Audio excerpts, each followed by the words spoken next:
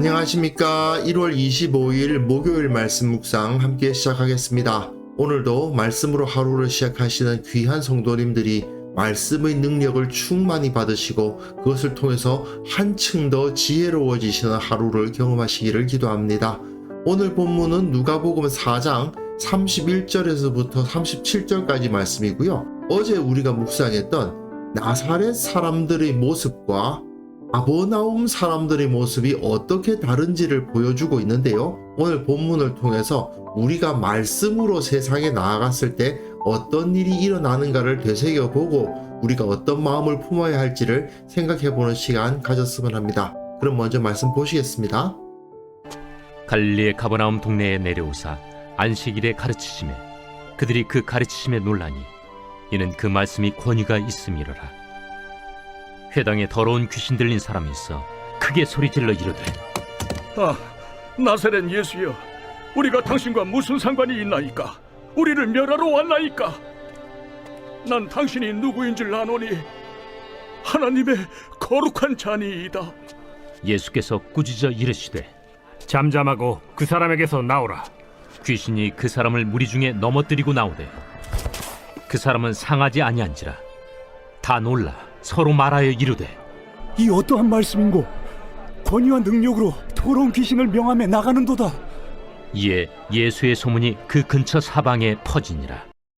지금 우리는 예수님께서 갈릴리 사역을 어떻게 하셨는가를 다루고 있습니다.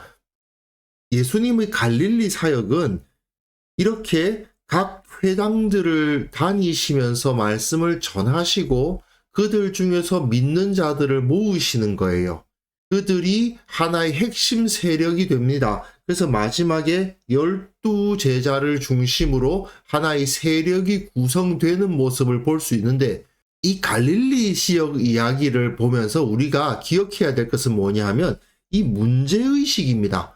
유대인들, 혈통적 이스라엘 사람들에게 과연 소망이 있는가? 그 혈통적으로 아브라함의 자손이라고 해서 과연 하나님 나라를 세우는데 쓰임받을 수 있을까의 문제가 여기서 계속 던져져요.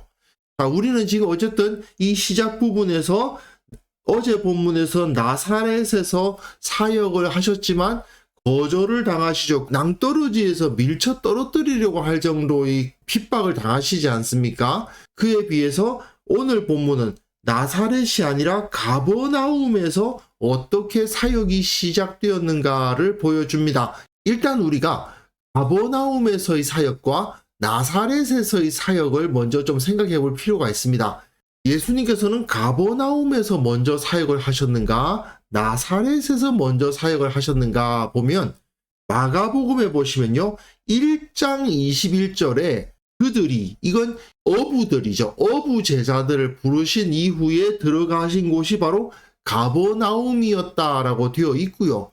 6장에 와서야 고향으로 가셔서 거기서 그 고향 사람들이 예수님을 배척하고 믿지 않았다라는 기록을 하고 있는 것을 볼 수 있습니다. 이렇게 1장에서 가버나움에 들어가셨는데 6장에서야 고향으로 가셨다고 되어 있거든요. 그리고 마태복음에서도 마찬가지입니다. 4장에서 나사렛을 떠나 가버나움에 가셨다라고 되어 있는데 요한이 잡히는 것을 들으시고 난 다음에 나사렛을 떠나셔서 가버나움으로 가셨다라고 되어 있어요. 그리고 13장에 와서야 고향으로 돌아가셔서 회당에서 가르치셨다라고 되어 있고 그때 그들은 믿지 않았다라는 기록이 되어 있습니다. 이걸 보았을 때 예수님께서 원래 나사렛 출신이시고 나사렛에서 사신 것은 맞는데 유대 광야에서 돌아오신 이후에 첫 사역지는 아무래도 나사렛보다는 가버나움이었다라고 보는 것이 맞을 것 같습니다. 그래서 어제 본문에서도 예수님께서 저들에게 말씀하시잖아요. 너희가 나에게 말하기를 네가 가버나움에서 행했다고 하는 그 능력을 보이라 할 거다. 그런 말씀 하시잖아요. 그걸 봐도 실제로 예수님의 공생애가 시작된 첫 사역지는 아마도 가버나움이었을 것이다 라고 보는 것이 더 좋을 것 같습니다. 가버나움과 나사렛이 어디냐 하면요. 나사렛과 가버나움은 둘 다 갈릴리 지역의 성읍이라고는 하지만 사실은 상당히 떨어져 있습니다.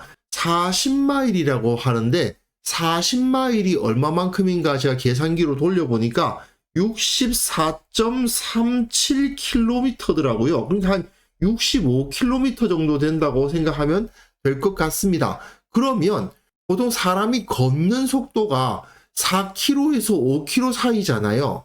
그러면 이 나사렛에서 가버나움까지 이동하는 데에는 하루 종일이 걸린 겁니다. 이 당시에는 밤에는 사람들이 이동할 수가 없었던 시대고 또 중간에 식사도 해야 되고 하기 때문에 나사렛에서 가버나움까지 가는 데에는 꽤 시간이 많이 걸렸다. 적어도 하루는 꼬박 소비해야만 되는 정도의 거리였다라는 것을 이해하시면 예수님께서 이 가버나움에서 주로 사역을 하시고 나사렛으로 가는 데에는 어느 정도 시간적 계획을 가지고 여유를 가지고 마음을 먹고 움직이셔야 되지 그냥 가까운 데 왔다 갔다 하실 수 있을 정도의 거리는 아니었다라는 것을 이해를 하시면서 예수님의 주 사역지는 이 갈릴리 호수를 중심으로 한 가버나움이 가장 대표적인 사역지였다 하는 것을 이해를 하시면 좋을 것 같습니다.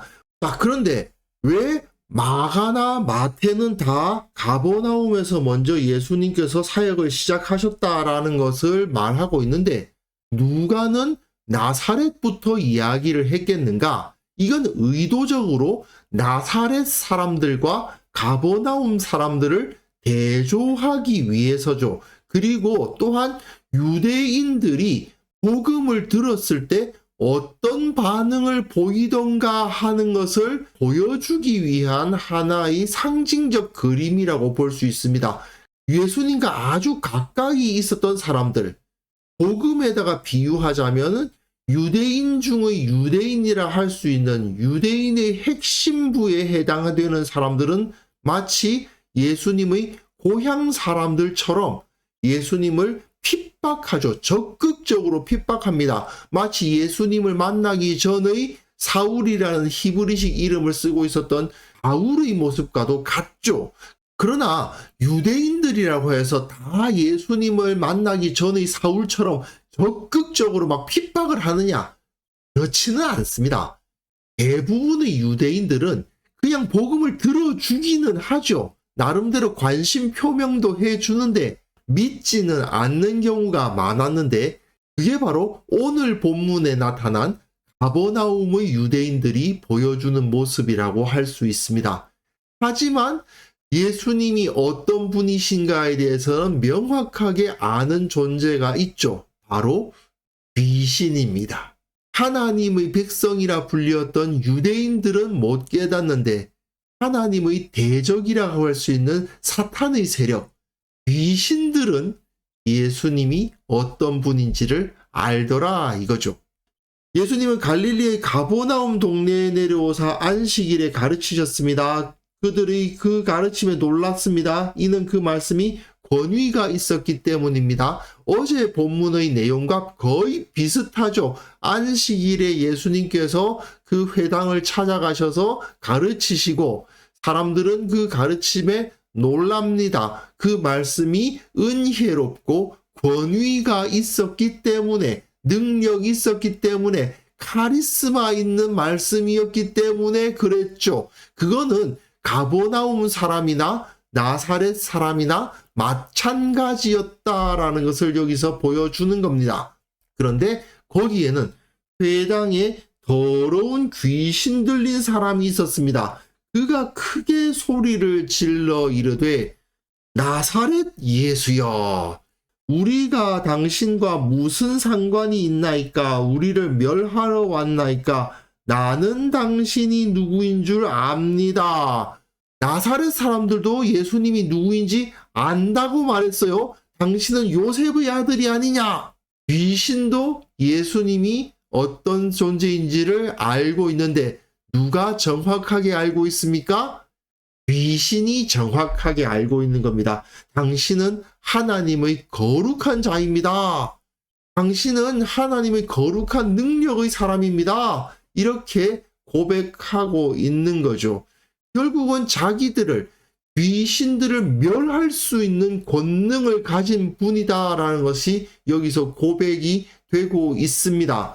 거기서 예수님은 꾸짖어 이르시되 잠잠하고 그 사람에게서 나오라는 명령이 떨어지고 귀신이 그 사람을 무리 중에 넘어뜨리고 나오되 그 사람은 상하지 아니하였다라고 되어 있는데요. 요거는 번역이 약간 아쉬워요.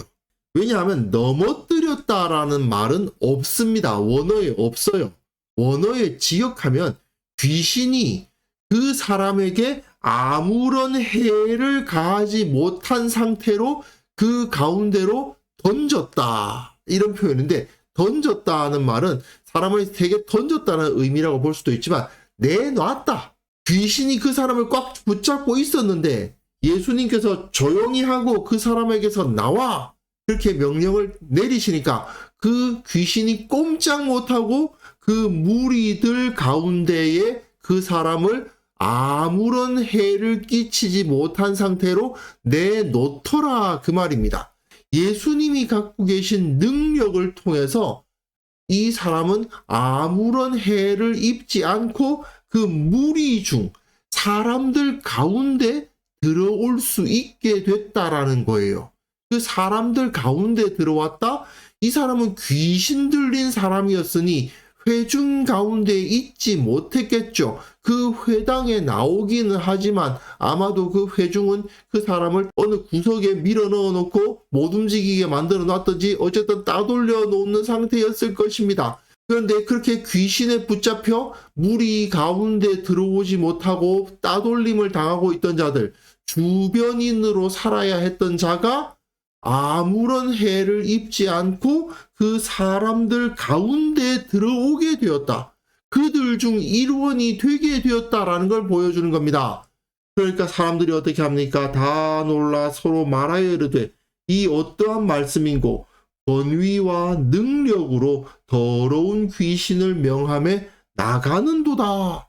이렇게 그 말씀에 권위와 능력이 있다는 것을 사람들이 보게 되죠. 하지만 그 앞에서 놀라고 있다는 것은 아직까지 예수님을 받아들이고 있는 건 아닙니다. 그냥 두려워서 이리저리 이거 어떻게 된 거지 어떻게 된 거지 하고 있다는 거죠. 그러자 이에 예수님의 소문은 그 근처 사방에 퍼지기 시작합니다.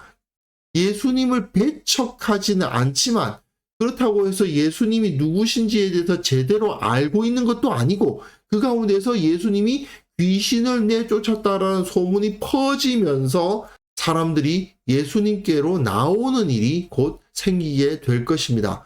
자, 나사렛에서의 유대인은 적극적으로 복음을 반대하는 자들이었다면 가버나움에서의 유대인은 바로 받아들이지는 못하고 쭈뼛쭈뼛하고 있는 모습이죠. 그 능력이 나타날 때 그 앞에서 반대도 못하고 그렇다고 해서 적극적으로 믿지도 못하는 그런 유대인들의 모습을 이 가버나움의 유대인들의 그림을 통해서 보여주고 있는 것입니다. 이것은 초대교회 사도들에게서도 똑같이 나타나는 현상이었던 거예요. 사도들이 복음을 전하면 마치 예수님 만나기 전의 사울처럼 일어서서 그들을 붙잡고 돌로 치려고 하는 자들, 적극적으로 잡아서 체포해서 대제사장 앞에 끌고 가서 죽이려고 하는 자들, 이런 소수의 사람들이 있고 대부분의 사람들은 야 예수가 죽었다가 다시 살아났다고 하는데 진짜일까? 진짜 같기도 하고 아닌 것 같기도 하고 예수가 진짜 그리스도인 거야? 야 그리스도가 어떻게 십자가에 못 박혀 죽어? 뭐 이런 식으로 설왕설래하면서 믿지도 못하고 안 믿지도 못하고 그런 모습으로 그냥 멈춰 있는 대부분의 유대인들이 있었죠. 그리고 그 중에서도 소수의 복음을 받아들이고 믿는 유대인들도 있었습니다.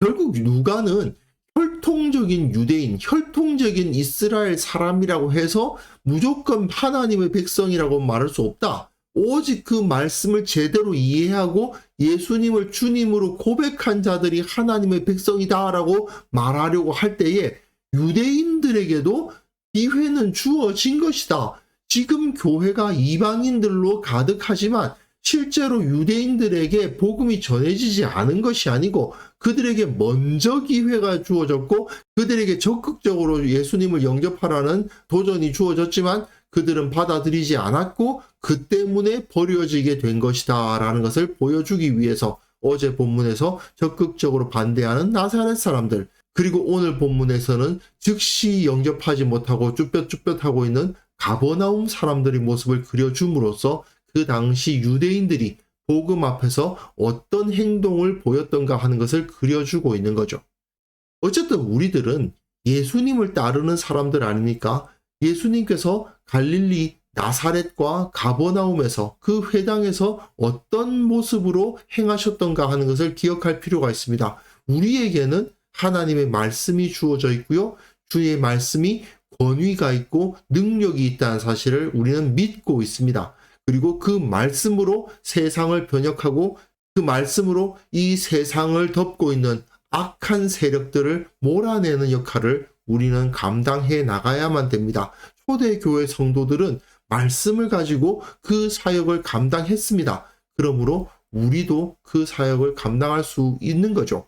물론 말씀을 전하다 보면 나사렛 사람들처럼 적극적으로 반대하고 조롱하고 핍박하는 자들도 있고, 듣기는 듣지만 별로 관심은 크게 가지지 않는다든지, 그럴듯한데 하고 끄떡끄떡하지만 더 이상 반응이 없다든지, 이런 식으로 크게 변화하지 않는 사람들이 있겠죠.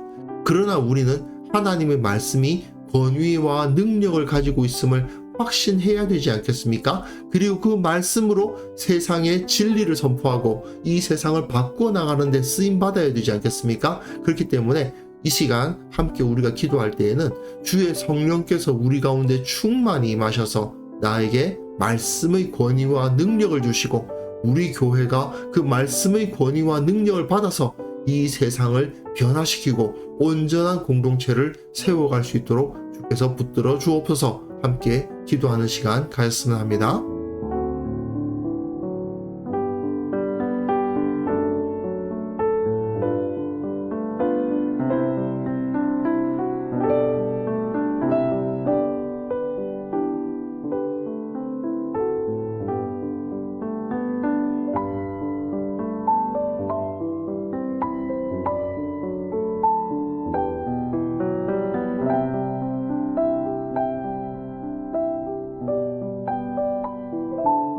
하나님 아버지, 주의 성령을 우리에게 불붙듯이 부어주사 말씀의 권위와 능력을 갖게 하시고 우리 주위 사람들에게 복음을 전하는 데 부족함이 없게 하여 주옵소서.